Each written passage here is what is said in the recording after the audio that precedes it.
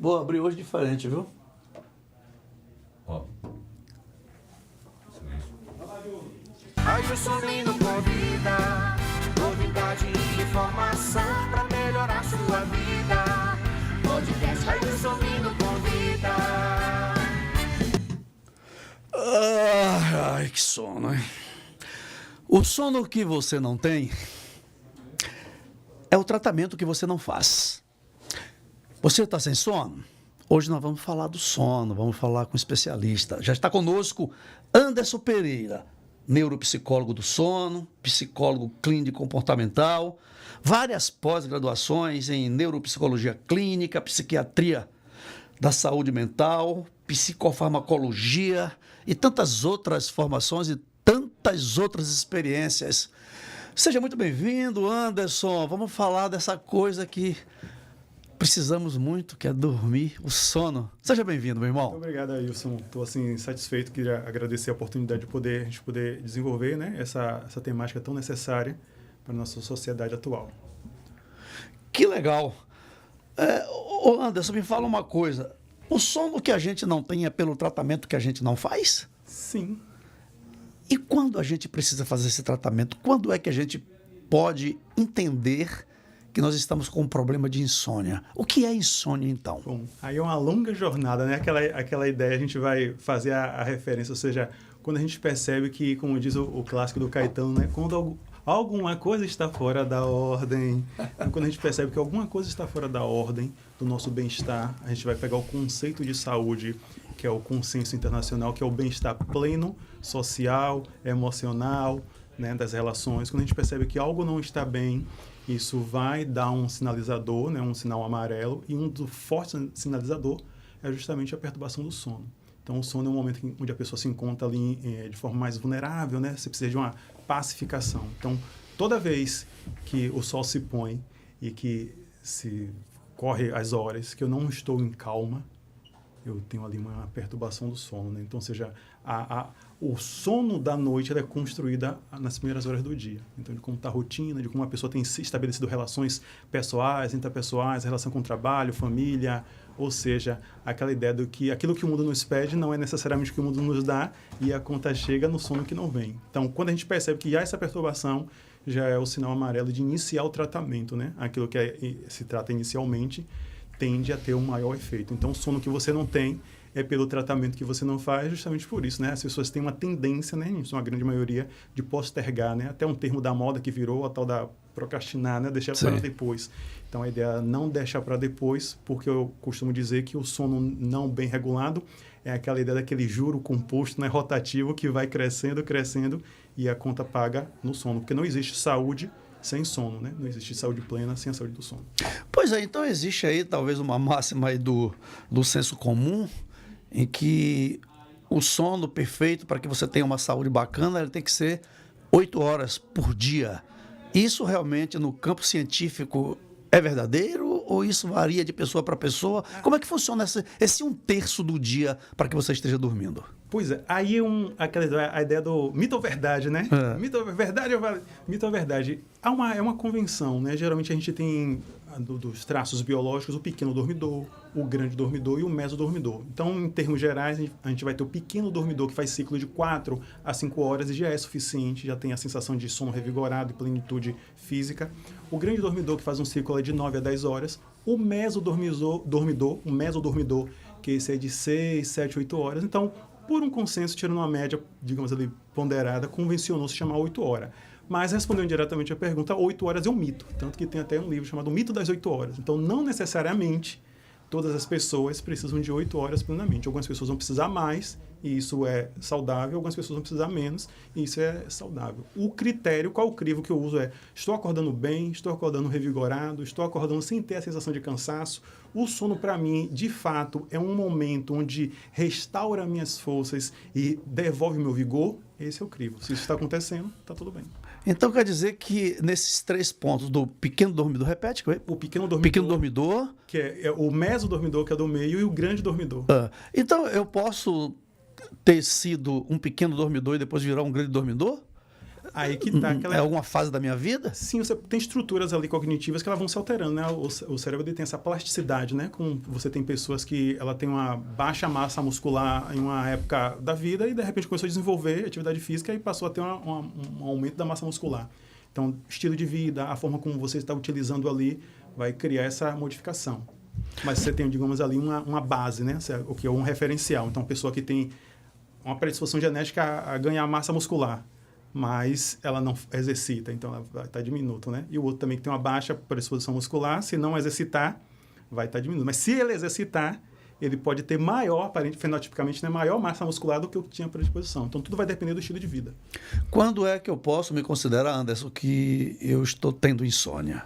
Bom, o consenso, né, que se tem, eu sempre falo de consenso porque aquela ideia é para tirar do crivo de opinião, para tirar do crivo do achismo, não, eu falo de consenso porque aquilo que já foi consolidado em termos científicos. Quando eu tenho uma perturbação do sono, ali em recorrência, com incidência, né, a ideia de frequência, de incidir mais de 3 vezes por semana, e que essa perturbação perdura ali por mais de 3 semanas. E a gente está falando em torno ali de 1 mês e meio, com essa incidência. Então, assim, durante a semana, como que está? É diferente de uma pequena perturbação do sono muito pontual, às vezes por uma questão de ansiedade, que não é ansiedade do senso comum, às vezes a pessoa está ali, algo muito bom vai acontecer, não só negativo, né?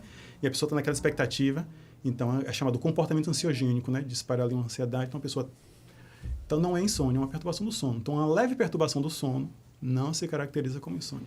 Então, se tiver acima de 3 semanas, a gente já pode se considerar um portador de uma insônia. Aí a insônia ela pode ser aguda, ou seja, ela pode ser pontual. Quanto tempo? Quantas horas nessas 3 semanas consecutivas? Quantas horas ou quantas vezes por dia? Pensar em uma pessoa que ela não dormi bem na segunda, e terça já dormi bem, quarta já tive problemas também, quinta, final de semana desregulou, então passou uma semana, 2, 3, ou seja, com a frequência maior do que 3 vezes na semana e aquilo perdurando por mais de 3 semanas. Eu arredondo para 1 mês.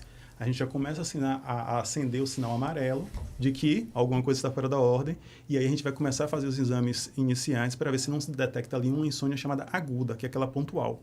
Não tratando a insônia aguda, ela vai cronificar e tornar-se uma insônia crônica. E essa insônia crônica que é grave, né? A gente tem um exame chamado IGI, que é o Índice de Gravidade de Insônia. Então, já tem instrumentos para avaliar isso.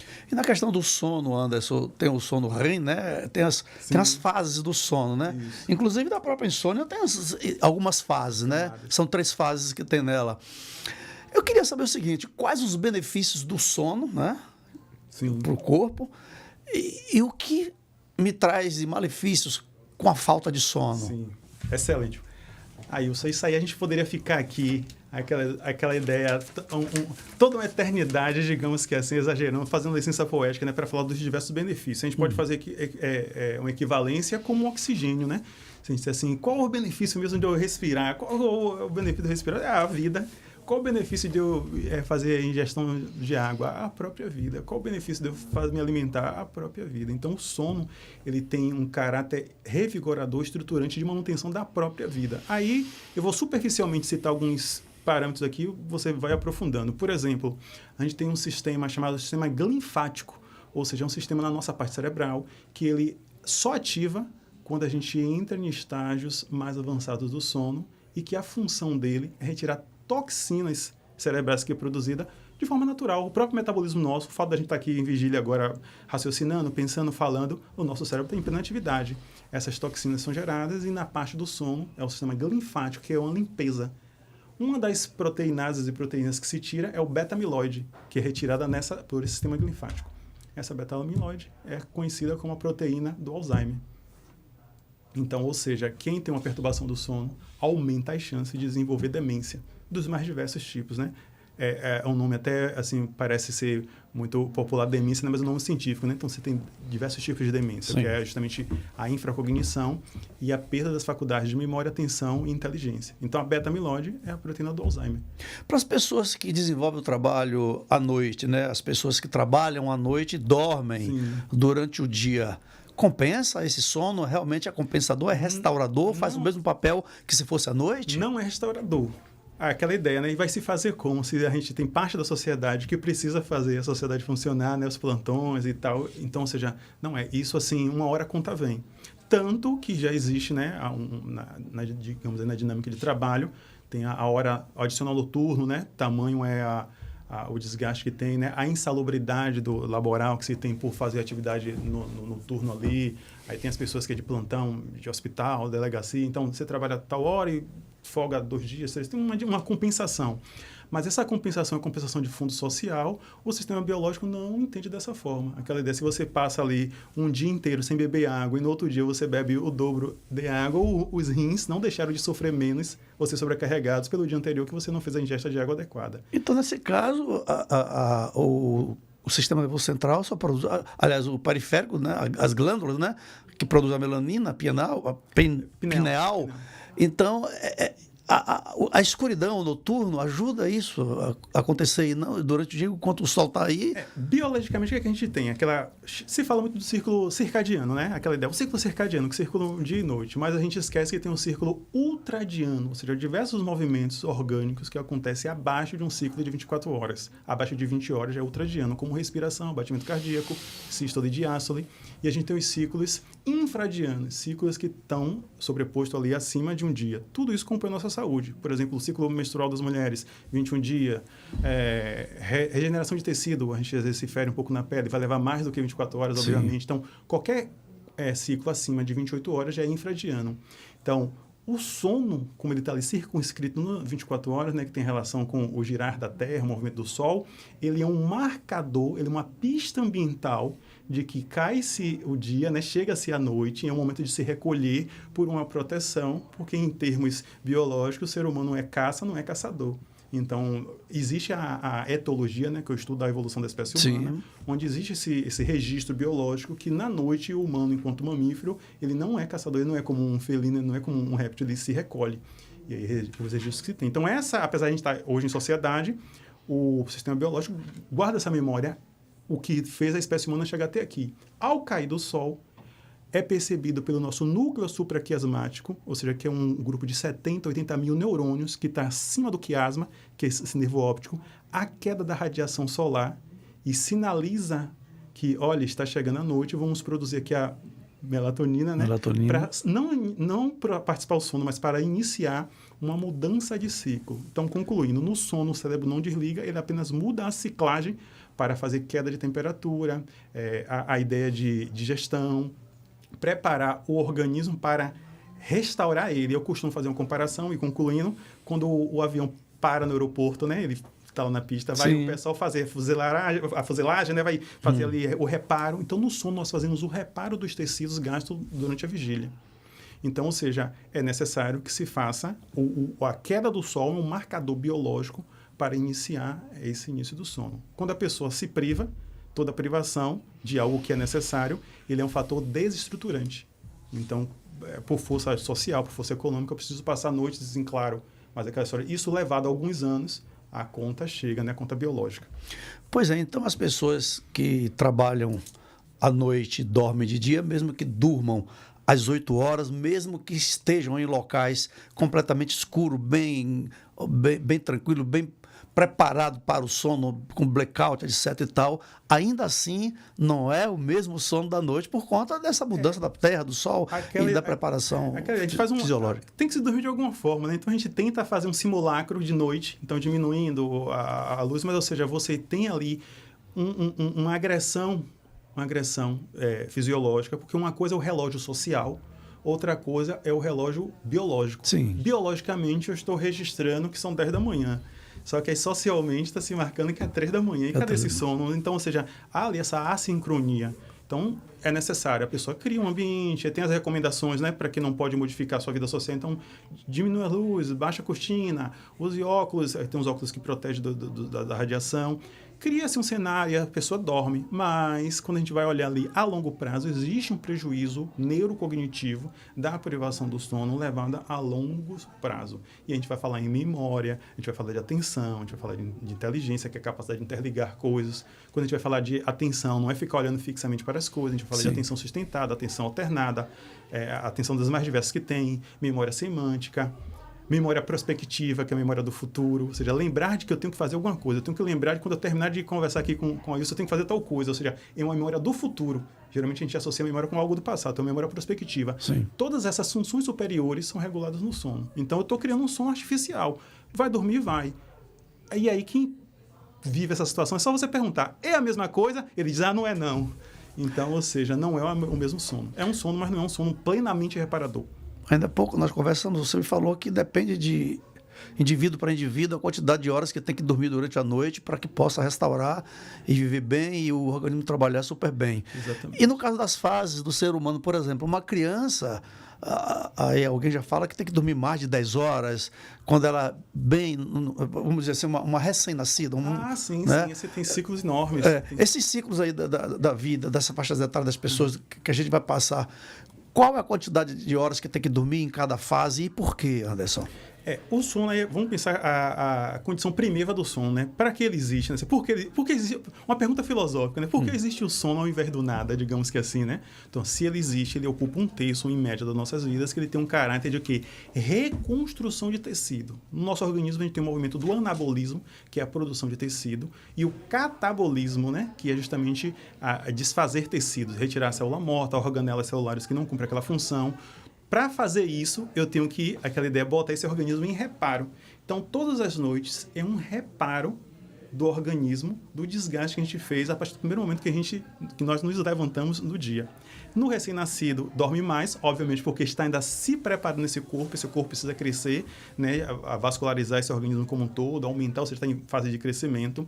Então, em fases que se tem idosa, você tem aquela reposição de tecido, reconstrução, várias coisas que tem. Então, fases diferentes de vida exigem níveis de reparo diferentes.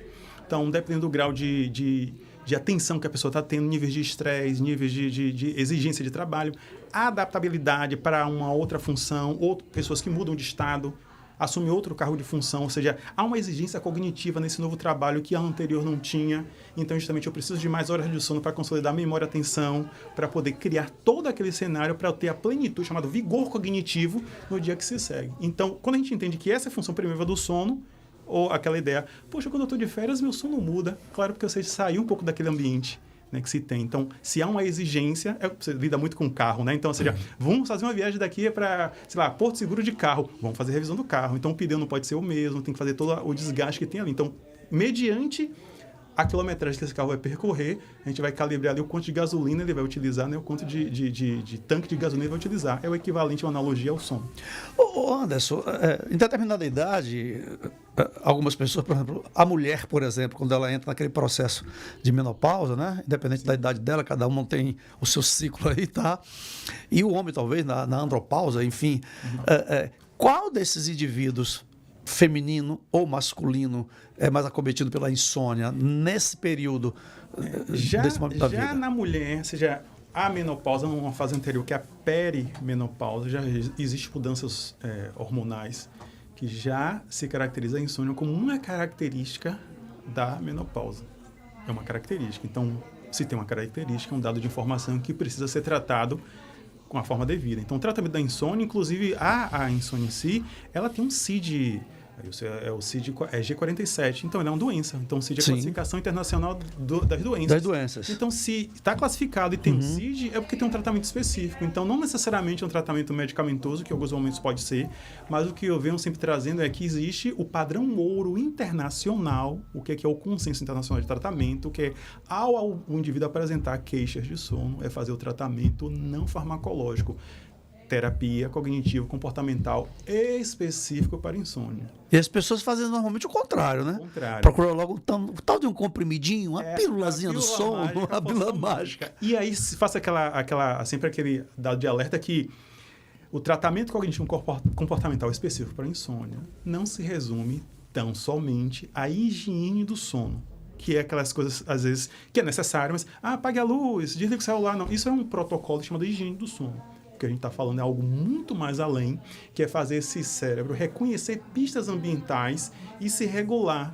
Não está regulando num ciclo nem ultradiano, nem infradiano. Ele está ali seguindo o circadiano. Então, tem pessoas que elas estão fazendo um ciclo de 20 horas, fazendo um ciclo de 28 horas. Então, ao passar dos dias da semana, vai estar uma assincronia. É aquela história, o relógio biológico está percebendo que é 5 da tarde, só que relógio socialmente é 3 da manhã. Então não tem sono, mas é 3 da manhã, mas biologicamente está regulando como 5 da tarde. Porque é necessário fazer com que nosso cérebro capte pistas ambientais e que isso não está em nenhuma cápsula, de que o dia está se passando, a noite está chegando, que o dia já vem raiando, né, quando é no outro amanhecer, e é necessário agora entrar em repouso, queda de temperatura, pressão, que agora a gente vai reparar esse organismo todo, cartilagem, tecido, muscular, ósseo, do dia que a gente anterior, para preparar ele de novo, aí eu fiz a analogia do avião, né, para decolar novamente e fazer outro voo. Eu sempre faço essa comparação com os pacientes, que é como um avião pausa, para ali, ele vai fazer aquela revisão, porque vai pegar de novo um outro voo. Então, o sono ele cumpre essa função. Então, negligenciar o sono é negligenciar o dia. Então, a atenção, o bem-estar, você fala muito em produtividade, né? Tudo pela produtividade. A produtividade do dia seguinte começa na noite anterior. Então, quem lida com o público, o sono é um regulador do humor.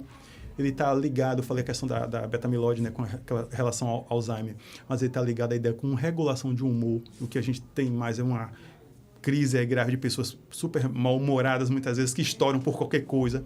Então, a pessoa já está ali na saturação, né? Então, assim, o sono... Não existe... Aquela ideia, não existe saúde sem sono, né? Sim. Da mesma forma que não existe verão sem sol, não existe saúde sem sono. Então, basicamente...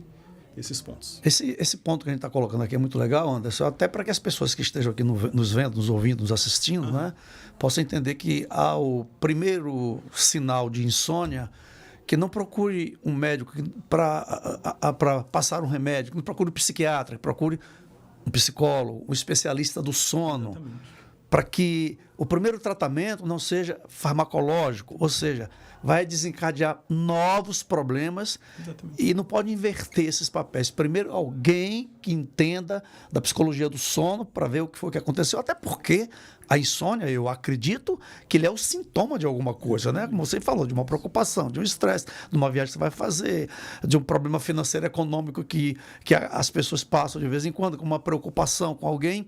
Isso, na verdade, vai desencadear uma insônia. Aí você toma um remédio para a insônia e você está complicando mais a situação, não é isso? E é assim em geral, Ailson, a gente tem isso, no caso, não é o meu foco, assim, na minha especialidade, a gente tem isso para a questão da alimentação também, deu a moda agora de Ozempic para emagrecer, é assim também para diversas coisas. Tem uma cultura também medicamentosa.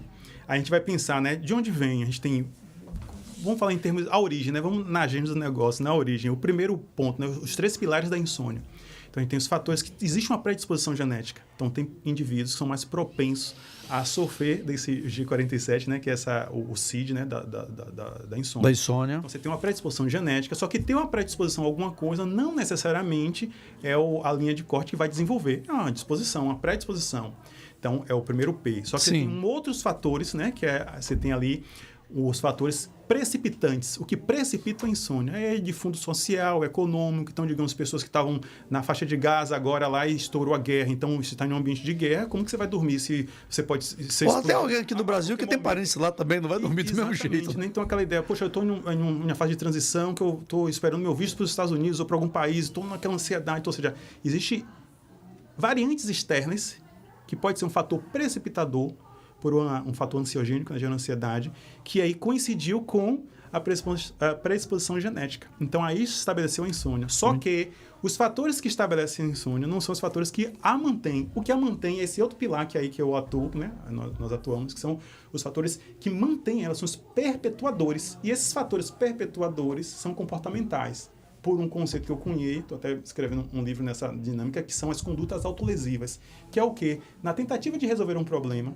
a pessoa adota uma série de comportamentos que só pioram o problema. E as condutas autolesivas. Então, esses fatores perpetuantes, se a insônia é mantida pela genética e pelo fator que desencadeia, ela é mantida pelo perpetuantes. Então, a gente atua nos fatores perpetuantes, e aí é o cognitivo comportamental, e aí se a gente retira o que mantém, a gente dirime aquela situação ali. Então, existem 3 tipos de insônia, basicamente, né? Que é a inicial, que é a manutenção dela e a insônia terminal. Como é que funciona? Aquela ideia, né? O fenômeno ele é complexo. Então, por ser complexo, aquela ideia que dizia a nossa professora de geografia. Professora, cadê o meridiano do Equador? Não, é uma linha imaginária. Então, assim, para fins didáticos, se dividiu. Então, que é aquela ideia, eu tenho dificuldade de iniciar o sono. Aí foi categorizado como insônia inicial. Então, tem pessoas que ela até pega no sono, né? Ou popularmente pega no sono. E, de repente, ela despertou. E aí, ela iniciou a insônia de manutenção. Tem dificuldade em manter o sono. Ela até inicia o sono, mas não mantém. E aí você tem o outro que ele inicia, mantém, mas ele acorda um pouco antes. Então, acordou 3 horas da manhã, 4, acorda de madrugada. Meu Deus do céu, acordei de madrugada até amanhecer. Acordei e não dormi mais, e o dia amanhecer.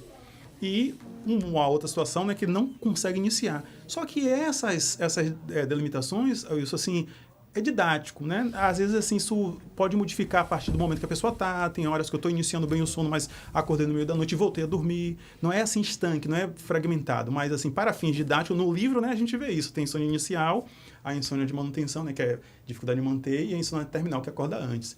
Mas como esse sintoma se apresenta, como o sujeito sofre com isso, ele é diverso, ele é plural. Mas a fins didáticos tem essa divisão, sim. Ô Anderson, antes da gente procurar um especialista no distúrbio do sono, na insônia, né? Como você que é um especialista do sono, e a gente, assim, passar por alguns momentos sem conseguir dormir direito, existe alguma técnica assim rápida que a gente possa lançar mão para que a gente possa livrar daquela insônia naquele momento? Tipo uma auto-hipnose? Ou seja, existem muitas coisas que têm efeitos terapêuticos, embora não sejam terapias em si, né? E aí eu até faço um adendo que a terapia está aqui como sinônimo de tratamento. Porque assim, o termo terapia popularizou muito e perdeu a sua essência, a sua semântica, né? O seu significado, né? Então, tudo é terapia. Eu vou jogar bola, é a minha terapia. Ouvir minha música é a minha terapia. Não, aqui é terapia no sentido de tratamento, né? Quando a gente tem quimioterapia, tratamento químico, né? Mas tem várias coisas que têm efeitos terapêuticos, mas não são terapia em si. Então, o que eu costumo dizer? De que buscar ter um equilíbrio pleno. Ou seja, a ideia de que esse desequilíbrio que vem uma soma de uma série de desajustes que se tem, desde irregularidade na alimentação. Então, as pessoas às vezes comem de forma irregular. No nosso intestino tem o chamado sistema nervoso entérico, que ele guarda a relação com o nosso ciclo. O ciclo circadiano, ele não é só cerebral, o nosso intestino ele tem correlação por meio de nervo vago a sinalizar por uma simples pergunta, entre aspas, que o nosso organismo faz. Se tem alimento no aparelho digestivo, é dia, se não tem, é noite. Ou seja, a caça já acabou. Mas eu não saí para caçar, mas assim, o nosso histórico, né? E a gente vai falar de etologia, não é eco, é etologia, que é o estudo da espécie humana, entende o seguinte: se tem alimento é porque ainda é dia. Então, as pessoas jantam à noite. Então, regularidade na alimentação. Temperatura, então, ou seja, o que é que se entende? Se está com temperatura alta, calor, né? É porque é dia, tem sol. Então, a ideia da temperatura alta está vinculada a dia. Se é dia, não dorme. Então, se eu estou pensando, você está pensando, você está planejando. Você está planejando, o nosso cérebro não faz o discernimento muito ali o que é ideia imaginada e o que é fato vivido. Então, se você está planejando, você está vivendo. Se está vivendo, não precisa dormir. Se eu estou com muito medo, com tensão, um ambiente é ameaçador, a ameaça pode vir a qualquer momento. Então, se o ambiente é hostil e ameaçador, eu não posso dormir. Se eu dormir, eu estou vulnerável. Então, eu tenho que estar acordado para ver se eu vou fugir diante da ameaça ou se eu vou lutar diante da ameaça. Então, diversas são situações. Aí entra o sistema nervoso simpático e parasimpático, né? Exatamente, o da tranquilidade e da defesa. Da defesa. É complexo isso. Por isso que tudo isso, tamanho é a complexidade, não pode estar resumido em um comprimido. Embora as soluções farmacológicas são úteis e extremamente válidas quando existe um diagnóstico. Após o diagnóstico. Tem um diagnóstico ali alicerçado, mas não como uma pílula mágica. Muito bem, Anderson. Vamos lá. O meu sono, né? Eu tenho 6 horas de sono, vamos dizer. Eu estou fazendo uma hipótese. Eu tenho 6 horas de sono, me satisfaz, regenera tudo que eu tenho para regenerar, para reformar, para restaurar. Tudo bem. Eu dormi 6 horas esta noite. Amanhã eu vou fazer uma viagem, por exemplo, de ônibus ou de carro, que eu vou ficar ali tranquilo, no vai e vem da estrada, no balanço. Aquilo vai causar ali um sono, eu vou adormecer. Esse adormecer, eu vou passar horas dormindo no ônibus, por exemplo. Isso me atrapalha a noite seguinte, é prejudicial, revigora, uma coisa está ligada à outra. Como é que vai funcionar no meu corpo isso aí? assim, é uma coisa pontual, né? Depende do organismo. Se a gente for botar em estricto senso, né? Não teria nenhuma relevância. Ou seja, eu estou passando por uma situação que, por exemplo, vamos dar um exemplo aqui. Precisei ficar em uma sala de reunião, uma reunião que se estendeu durante muito tempo. E aí acabei, naquele dia, nem almocei.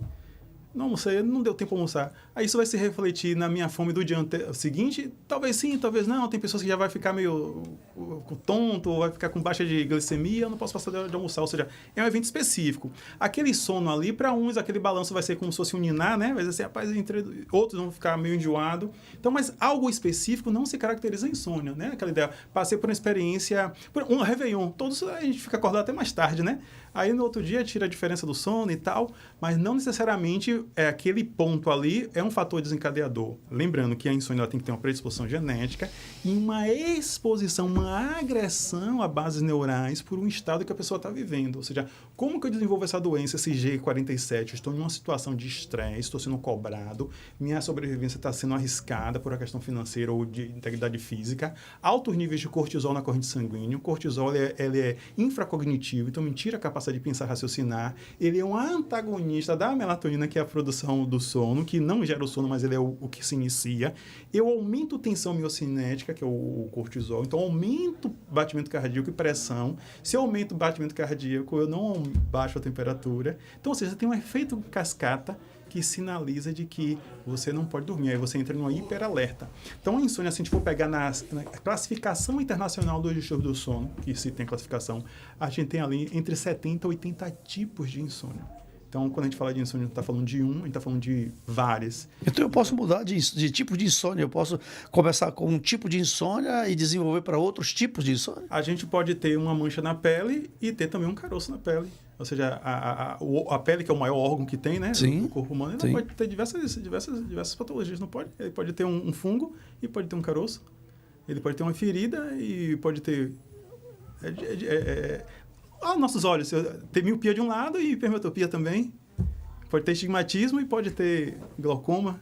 É o mesmo órgão que pode sofrer de diversas patologias. Então, assim, o assunto ele é complexo, ele exige a visão de várias áreas. Aí tem a neurologia, tem a psiquiatria e a neuropsicologia, especificamente do sono, que para poder se debruçar sobre isso e que isso aí não vai ser tratado de forma superficial, como vem sendo, né, a toque de caixa, de que me diga um sintoma e eu lhe dou uma solução prática. Da mesma forma que tão sério é tratar das questões cardíacas, tão sério é tratar das questões renais, tão sério é tratar da nossa parte do sono. Lembrando que o nosso marcapasso do sono, ele é uma região chamada núcleo supraquiasmático, que fica na parte cerebral. Então, o cérebro ele comanda tudo. É um grupo ali, como eu comentei, 70 a 50 mil neurônios, então uma quantidade mínima, que ele é o que regula através de uma substância chamada adenosina, que é próprio do nosso agir, do nosso movimento. Ela se acumula, né, vai sendo percebido ali e cria, chama-se um impulso do sono. Então, hoje você acordou, você veio para aqui, você movimentou, já está contando aí, como era antigamente, o taxímetro do sono do Ailson. Então, o Ailson, por esse movimento que ele fez hoje aqui até agora, ele tem direito aí a 4 horas. Aí você vai ali, sobe mais uma escada, volta, ele lê uma coisa, ganhou mais um crédito, mais meia hora. Então, vai se somando. Então, um outro fator que tem é que as pessoas têm baixa movimentação e uma baixa produção de adenosina. O nosso movimento ele sai do ATP, né, adenosina trifosfato, para o difosfato. Então, é um marcador. Esse é o nosso núcleo supraquiasmático. Ele é o marcador ali que ele regula essa substância, que é a adenosina, que é a substância do sono. A cafeína entra nisso aí, complementando, que ela se semelha, ela mimetiza essa adenosina. Então, ela sinaliza ali para o nosso núcleo supraquiasmático que já tenha a adenosina suficiente. E não. Por isso que a cafeína é um neuroestimulador. Além da cafeína, quais são os outros alimentos, né, as outras substâncias que são prejudiciais ao sono, portanto, desencadeia a insônia, para que as pessoas possam até conhecer mais e começar a limitar? Tem uma família chamada xantinas, as xantinas, onde a cafeína é dessa família. Então, o açúcar, por ser a questão da glicose, né, C6H12O6, é um energético. Então, observe, eu estou querendo entrar em um momento de repouso, onde eu vou passar para N1, N2, N3, sono REM. Eu estou querendo entrar em repouso e eu estou botando glicose no meu organismo, eu estou botando combustível. Um negócio que é para poder parar. Então, ou seja...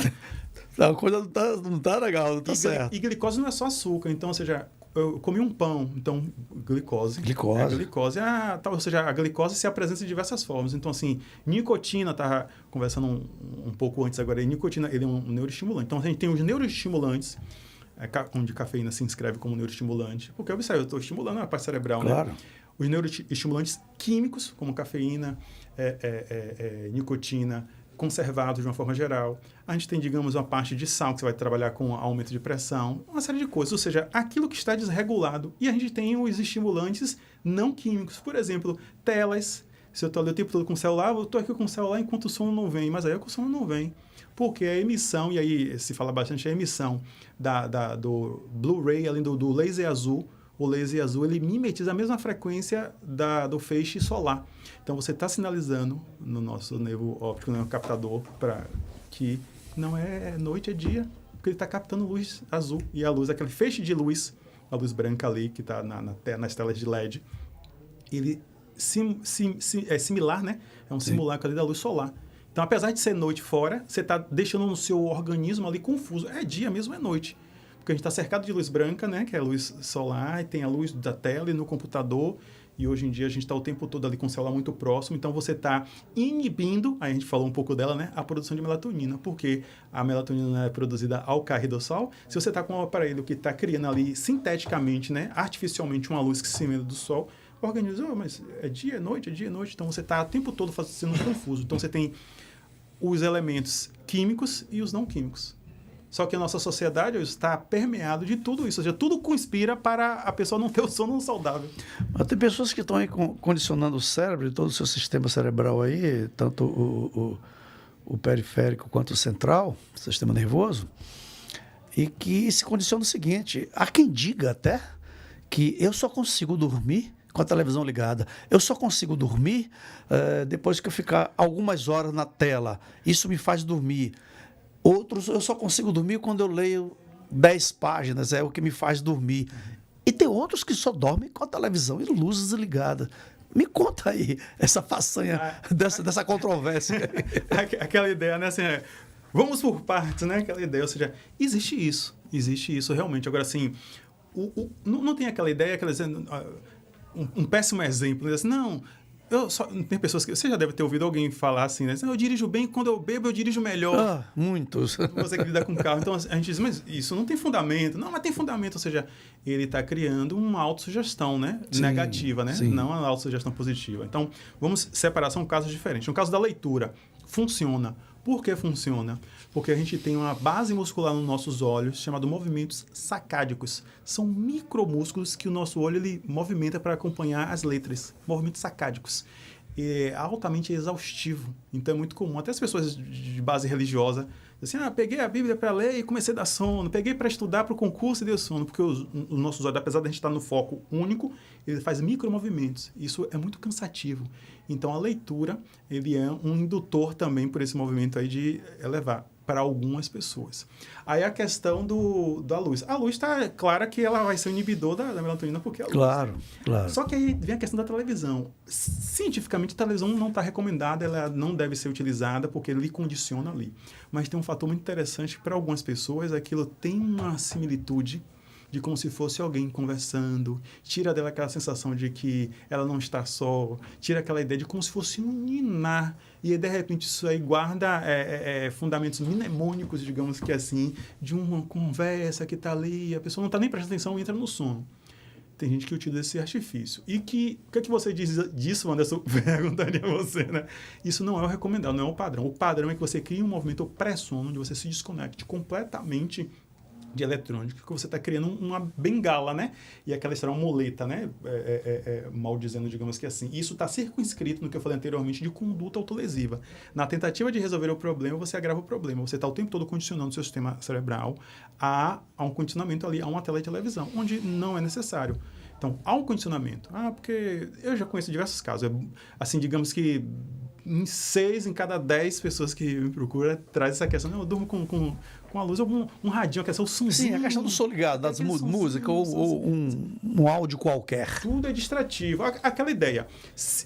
Aquela ideia para não ficar uma coisa do radicalismo, né? Vamos tratar com lucidez, aquela ideia. Aí eu vou fazer uma comparação. A pessoa tem algum problema estomacal? Não. Então, se ela comer alguma coisa ácida, ela não vai ter azia. Sim. Pronto. Agora, para quem tem um problema estomacal, qualquer coisa vai desenvolver Qualquer azia. coisa vai desenvolver uma Você tem insônia? Não. Então, quem não tem insônia, toma café e vai dormir. Vai ter interferência, mas não vai ser o suficiente para tirar o sono dele. Para quem não tem insônia, vai comer o doce e vai ter problema, vai botar som, vai estar no som e vai dormir. Mas para quem tem insônia, lembre-se que está lidando com uma doença, um CID-G47, ou seja, existe transtorno. Então, você não vai usar nenhuma conduta que vai lhe gerar uma dependência que não corrobora para a sua plenitude do sono. Então, dormir é desligar-se, é se desconectar e poder fazer com que o seu cérebro reconheça as pistas ambientais, que agora é um momento de repouso. E não tem nada nessa televisão que vai lhe interessar, que vai contribuir para o seu sono. Aí é aquela ideia, como que isso funciona para você? É que quando eu vejo o silêncio assim me dá uma angústia, me dá uma sensação, eu boto e eu me relaxo. Então assim, vamos descondicionar isso é muito mais um condicionador, né? Vamos descondicionar isso. Tem todo um trabalho que é feito. E tudo isso é comportamental. Então se é comportamental, não está na cápsula. A mesma coisa, então, isso acontece com pessoas que fazem atividades físicas à noite, depois do trabalho, né? É comportamental. Tem pessoas, se eu for malhar numa academia à noite, eu não vou conseguir dormir. Outros falam, quanto mais eu malho à noite, mais eu consigo pegar no sono mais rápido. Você foi preciso. O que a gente tem normalmente de academia? Luz forte, som alto. Som alto, movimento. Movimento, aquela coisa toda. Então, para alguns, dali, adrenalina, pica, é altamente estimulante. E aí a pessoa está ali naquela, como se diz popularmente, naquela vibe ali de movimento. Então, assim, ele tende a postergar o sono. É um hiperestimulante, luz, muita coisa. Para outros, o fato de você estar em tensão muscular, de você estar em movimento o músculo, essa base desses exercícios funciona como se fosse uma massagem física que libera endorfinas, que libera uma série de neurotransmissores relaxantes, que depois que eu malho, tomei um banho, foi deitar, dormir na hora. Então, ou seja, o que é que a gente vai entender? A gente vai entender como que isso funciona para o sujeito. Eu como algum tipo de alimento e estou tudo bem.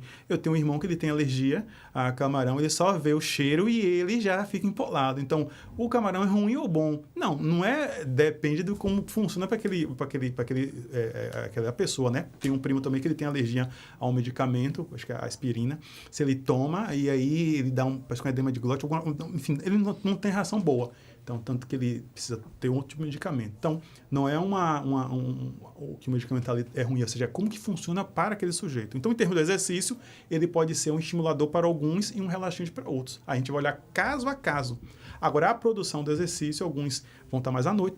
De manhã não tem gente que vai assim, abre a academia, já estou lá. 5 horas da manhã, 6 horas da manhã. Lá. Outros não, de manhã não tem esse pique todo não, eu sou mais à noite. E tem a figura da atividade da noite. Então, a gente vai olhar aquela ideia, né, do velho adágio popular. Cada caso é um caso, vamos olhar especificamente. Então, por isso que a gente não pode tratar de forma industrial e generalizada as especificidades, né? A gente tem os consensos, mas os consensos precisam ser mensurados, adaptado ali como uma fina costura, né? Ali é um alfaiate, digamos assim, adaptado às suas medidas. Então, o exercício tem esse caráter.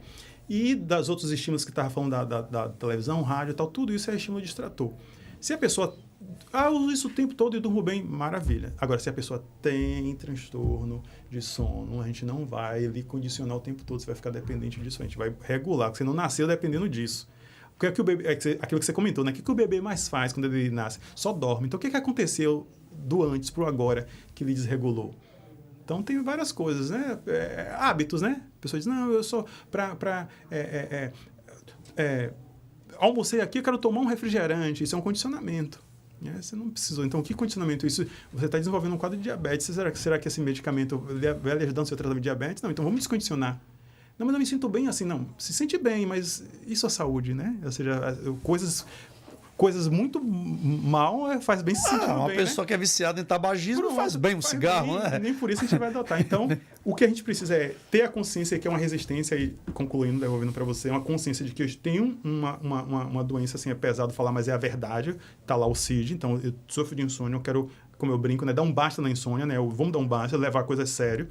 Então, eu não posso me valer de subterfúgio. Eu não posso estar ali um pé cá, um pé lá. Não, vou entender e fazer o que precisa ser feito, né? Entender da mesma forma.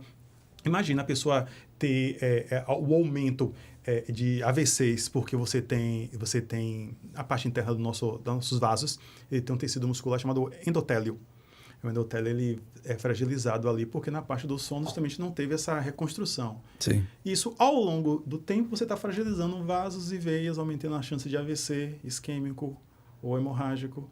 E é aquela ideia, está tratando insônia já há 2, 3, 4 anos, aquela, como diz no popular, né? Empurrando com a barriga. Agora... Você está entendendo que você está aumentando em 100, 200, 300% a possibilidade de desenvolver, de ativar uma outra predisposição sua genética, que era de AVC por distúrbio do sono? Você está entendendo que você está aumentando as chances de um diabetes, porque a insulina está regulado nisso? Ou seja, diversas coisas. Então, vale a pena desligar a televisão? Ah, vale. Então, pois é, Anderson, e tem gente que acha que a insônia é uma coisinha qualquer, que não faz mal nenhum, só deixa cansaço no dia seguinte, é uma coisa... É perda de tempo dormir. É perda de tempo dormir. Outras falam assim, ó, a gente tem que viver, e quando você dorme você não vive. Esses títulos populares, né? E a gente vê o tanto quanto a insônia, portanto, tem CID, é uma doença, precisa de ter tratamento, precisa ter seriedade no tratamento, precisa de focar mesmo o tratamento para ter uma vida longa, sadia. Porque a insônia, como se trata de uma doença, pois ela tem CID, ela também mata, né? Isso. Quer dizer, eu não morri de insônia, mas ela provocou a minha morte. Por exemplo, se a gente vai falar em termos... Então, não só o CID, né? Mas a classificação internacional dos transtornos do sono. Posso te mandar, depois você exibe lá mais de 60, 70, 80 tipos de variações. A gente fala, você aborda muito a questão de veicular, né? Se a gente for falar em termos de 40, 45, tá beirando essa média de 60 acidentes de trânsito, onde a gente vai analisar, tem motoristas que dormem no volante, desde caminhoneiros, os mais diversos, né? Então, ou seja, já parou para pensar que se a gente fala tanto de pacificação do trânsito humanizado, onde a saúde do sono tem relação direta com acidente de trânsito? Quantas vidas são perdidas por motoristas que... Cochilaram no volante. É verdade. Já aconteceu com alguns conhecidos meus, na cidade mesmo. Bateu, meu amigo, o que houve aí? Me desculpa. Eu cochilei no volante. Então quer dizer, Anderson, que o cochilar no volante ou o sono roubar a cena está ligado direto à insônia, porque o corpo está cansado, não conseguiu dormir, e em algum momento ele rouba essa cena. É o cochilar no volante? O corpo quer, a alma entende, né? Exatamente. Fazendo menção ao poeta. Então, assim, a gente está falando de um caso que a gente tem, isso é uma epidemia, digamos que assim, fazendo uma licença poética do termo, de insônia. E ela vai se manifestar em baixa produtividade nos ambientes de trabalho, de acidentes de trânsito, dos mais diversos que a gente tem, do caos social que a gente vive, de desentendimento, de qualquer um está querendo explodir com todo mundo. Aquela ideia de um já está querendo ser agressivo com o outro, porque é um regulador do humor. Então, a gente tem uma sociedade com humor desregulado, porque são 63 milhões de pessoas, né? Dados oficiais. Fragilidade cardíaca... Você está falando de Brasil. Em termos de Brasil. Então, 30% do brasileiro hoje sofre de insônia, algum distúrbio do sono. Dados oficiais, sem contar as subnotificações. Sim. Sempre tem um delay entre o que é anunciado e o que é real. Então, é muito mais grave, né? Então, a gente tem, imagina, eu quero causar uma política de redução de acidentes do trânsito. Então, política nacional de saúde do sono. Você pega quantos acidentes, está lá, são dados oficiais, X mil. Aí eu quero diminuir o estresse e a baixa produtividade. Você chega no lugar, você dá seu nome, a pessoa lhe chama de todos os nomes. Edson, o Wellington. Onde ela tirou o Wellington? Não, que relação tem o Wellington com o Anderson, com o Ailson? Acontece isso aí. O déficit de atenção é tão grande que ela está ali. Não vê. Então, você fala com as pessoas, você vê as pessoas estão perigosamente desatentas. Então, agora, você imagina, meu caro Anderson, quem trabalha com serviços vitais, né? Como você me falou, dirige um automóvel, né? Um operador de máquinas, alguém que lida com a saúde. Imagina quantos remédios poderão ser introduzidos num paciente que está hospitalizado por negligência de quem está fazendo isso, por conta desse distúrbio do sono que aumentou o déficit de atenção. Gente, isso é muito amplo. É muito amplo. Tem pessoas ali que estão assim, perigosas. Tanto que veio esse boom agora, o negócio do TDAH, né? Não necessariamente é TDAH. O que as pessoas, em grande maioria, têm, TDAH é um transtorno, precisa ser diagnosticado com critério. O que as pessoas têm, em sua grande maioria, são baixas de atenção. Elas estão com a atenção comprometida, em sua grande maioria, por deficiência de sono. Então, você fala com as pessoas, você deve conviver com isso. Você vê que a pessoa não... Você fala uma coisa, a pessoa, esqueci. Memória. A memória é regulada na parte do sono. Então, assim, os erros que se tem de preenchimento de dados que se tem, é um tal de eu não vi, eu não lembro, eu não sei. Então, a gente está em uma sociedade com a epidemia de sono.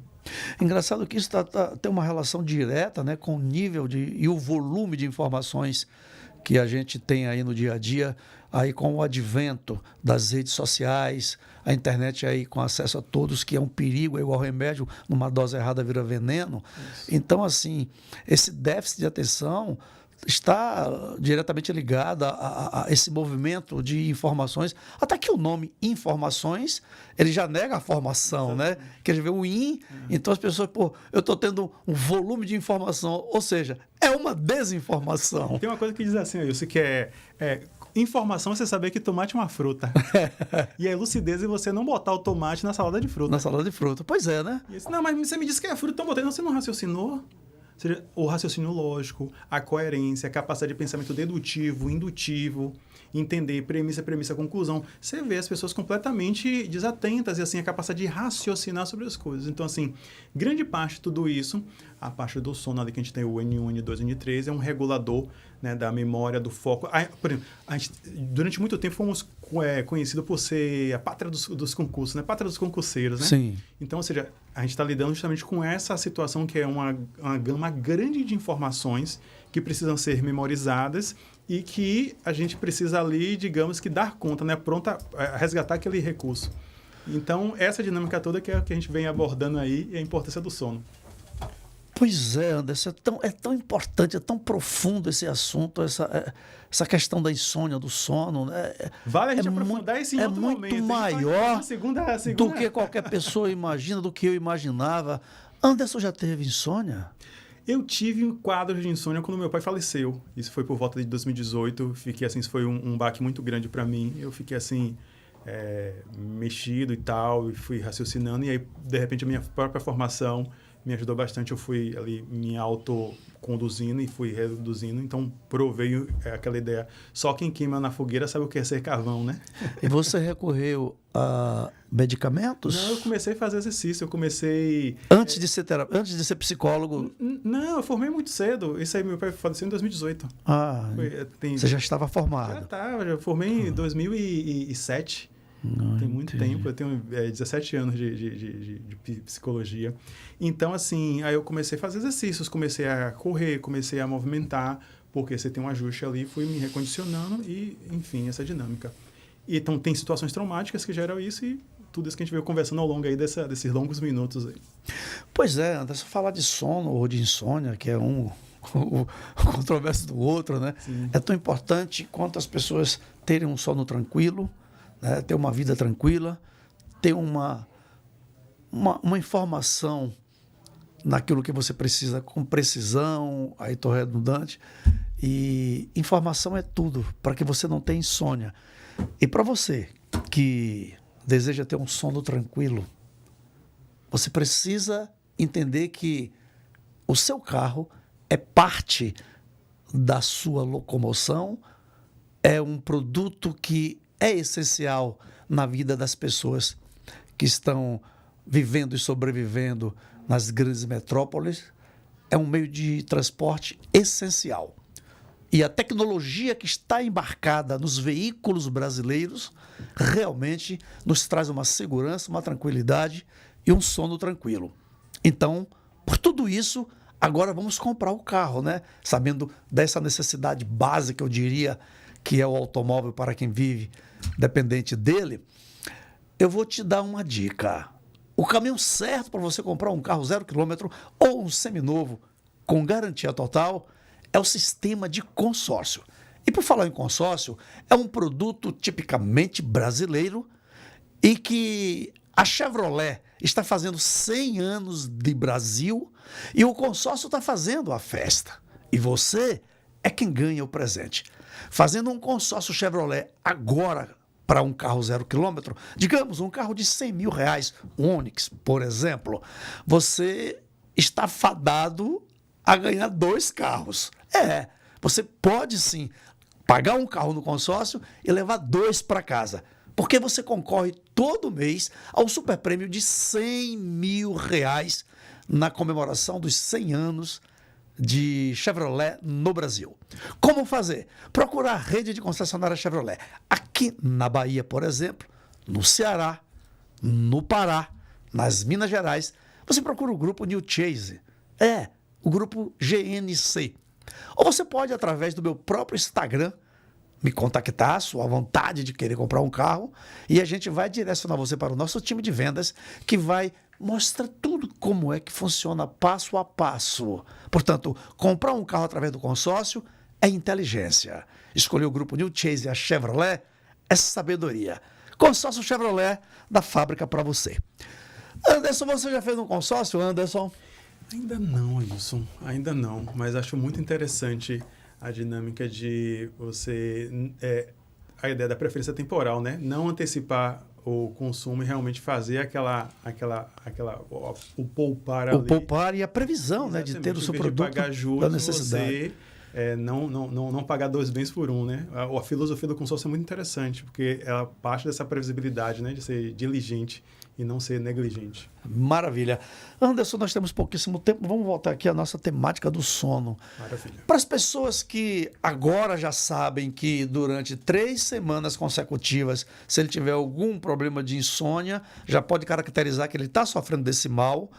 Como é que ele deve fazer? Qual o profissional que tem que procurar? De que forma? Para onde ele vai? Pode entrar em contato comigo por meio do Instagram, né? Tem o www.ibnes.com.br. Você é o fundador do Ibnes? Isso, exatamente. Que legal. Instituto Brasileiro de Neuropsicologia do Sono. É uma área de pesquisa não tão divulgada, que eu sou uma das pessoas que estou divulgando. O meu próprio Instagram, que é o andersonpereira.neuro. Anderson Pereira. .neuro. Me achar no Instagram, pode entrar em contato também. E se botar no próprio buscador, vai encontrar Anderson Pereira Neuropsicólogo, Psicologia do Sono, aí canal do YouTube também, são as formas de contato. O tratamento é rápido, é fácil, é dinâmico, ele é objetivo, ele é... Tem início, meio e fim, ele é pontual, ele é específico para tratar exatamente aquela dinâmica. Em média, né? Claro que é específico, é pontual. Em torno de 2 a 3 meses, a gente já consegue vincular e fazer com que essa parte dar um basta na insônia, né? Que é a dinâmica, fazer com que o cérebro reconheça as pistas ambientais e passe a regular. Então, nas pessoas que te procuram com o problema de insônia, existe um percentual que você diagnostica essa questão e leva para o psiquiatra para ter medicamentos? Que percentual isso, mais ou menos? O que acontece? Eu sempre falo da questão da medicação, né? E aí sempre faço um contraponto. A insônia também pode ser decorrente de perturbações de transtornos psíquicos, que é também necessário em alguns momentos, em vários momentos, a intervenção medicamentosa. Então, a gente tem situações que é necessário ter intervenção medicamentosa por questões psíquicas de outras, né? Então, o olhar interdisciplinar é sempre necessário. Às vezes a pessoa tem um quadro grave de algumas outras que precisam de intervenção medicamentosa. O que eu sempre faço, o crivo, é não colocar isso como a balança de todas as coisas, né? Então, assim, às vezes precisa. Às vezes tem uma deficiência nutricional que gera insônia, então é importante. É uma coisa tão complexa, porque assim, a gente tem todos os profissionais do sono. Tem o nutricionista do sono, sabia? Tem o fisioterapeuta do sono que vai tratar da apneia, né? Que é a questão do ronco. A gente tem o médico específico do sono. Ninguém vai imaginar que é um fisioterapeuta, né? Tem o fisioterapeuta do sono, o nutricionista. Então, existe. Então, tem todas as ciências ali. Então, a gente passa essa psicoeducação para o paciente. Nunca ouvi falar. Nutricionista do sono tem. Ou seja, quais são ali partes de deficiências nutricionais que poderiam interferir. Muito bem. Então, como você viu, galera, aí, olha que importância tem um bom sono. Às vezes você está tendo uma insônia e não está sabendo o tanto quanto aquela insônia está trazendo muitos problemas na sua vida. Então, procure um psicólogo, procure o Anderson, que eu já te indico aqui. Onde é que te acha? andersonpereira.neuro no Instagram, www.ibnes.com.br. E aí, concluindo isso, a gente retoma a frase que a gente iniciou, né? O sono que você não tem é o tratamento que você não faz. Muito obrigado pela oportunidade. Anderson, muito obrigado. Eu estou aqui muito feliz por ter conhecido você, adentrado nesse assunto tão importante, coisas que eu não tinha ideia, nem sabia, e que já está servindo para mim aqui agora, nessa entrevista. Foi muito bom, muito obrigado, e eu quero deixar aqui o meu convite para uma outra oportunidade de dar sequência a esse assunto, tá bom? Se aprofunda especificamente tem um universo. Eu poderia ficar com vocês aqui semanas a fio. Valeu, Anderson, muito obrigado. Então você já viu, né? Mais um podcast com assunto da mais alta relevância e vai cuidar do seu sono para que você tenha uma vida plena e longa. Até a próxima, galera! Aí o soninho convida, novidade e informação.